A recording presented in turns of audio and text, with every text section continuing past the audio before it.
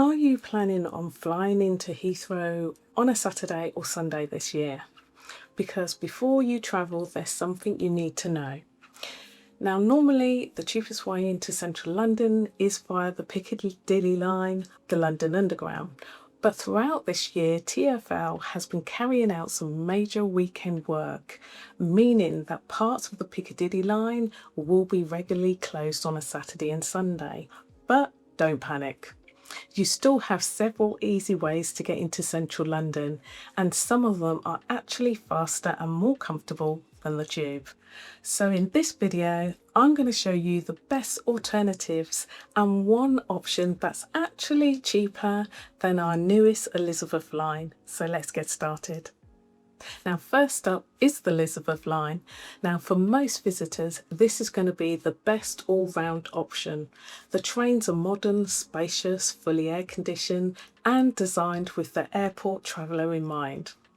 Now, there's plenty of room for large suitcases, unlike some parts of the London Underground, where luggage can become a bit of a nightmare. Now, the Elizabeth line serves all of Heathrow terminals and takes you directly into central London.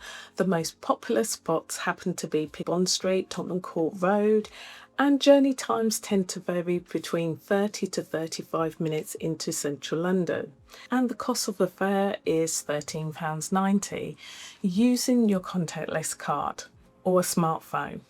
Now, if you want the easiest option without booking anything in advance, this is probably the one I would actually recommend. Now, if you're tired, jet lag, and simply want to get into London as quickly as possible, the Heathrow Express is hard to beat. Now, this train runs non-stop from Heathrow into Paddington Station, and it gets you there in just 15 minutes. That's about half the time of the Elizabeth line. However, the standard walk-up fare is a whopping £25 just for one way. But just hold on a second before you write the Heathrow Express right off. Now, if you book online 30 days in advance or more before travelling, tickets can start from just as little as £10. So at that price, it's not only faster than the Elizabeth line, it's actually cheaper too. Oh, and let's not forget, if you're travelling as a family with children aged 15 and under, travel is free. So this can be an excellent option for families arriving in London.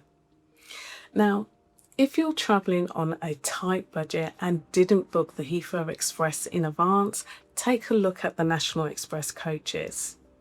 Now, National Express coaches depart from Heathrow Central Terminal bus station and travel directly into London Victoria coach station. Now, you can book these tickets for as low as £10, which can get you a guaranteed seat and your luggage is safely stored under the coach. Now, the journey times take a little bit longer than the train options, usually around 45 minutes or more, depending on traffic. But for many travellers, the lower cost makes it worth it.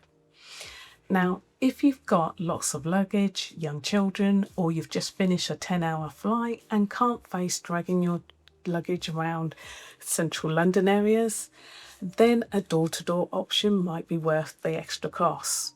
Now you've got three to choose from. There's the pre-booked mini cabs. They are usually the cheapest and fixed price option that can be arranged before you even leave home. Ubers are widely available from Heathrow, with fares to central London typically ranging between £50 and £120 on demand and depending on the traffic. Now, of course, there's the London famous black cabs waiting outside every terminal. They're convenient but the most expensive options, with fares costing from £80 to £170.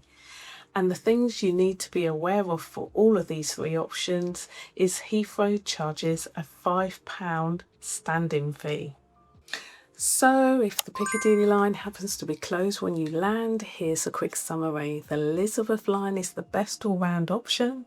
The Heathrow Express is the fastest option.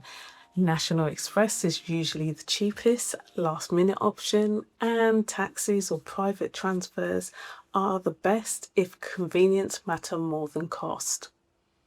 And if you're planning a trip to London, make sure you watch this next video because it will save you from some of the biggest mistakes first-time visitors do tend to make when visiting London. And I'll see you in the next video. Thanks for watching.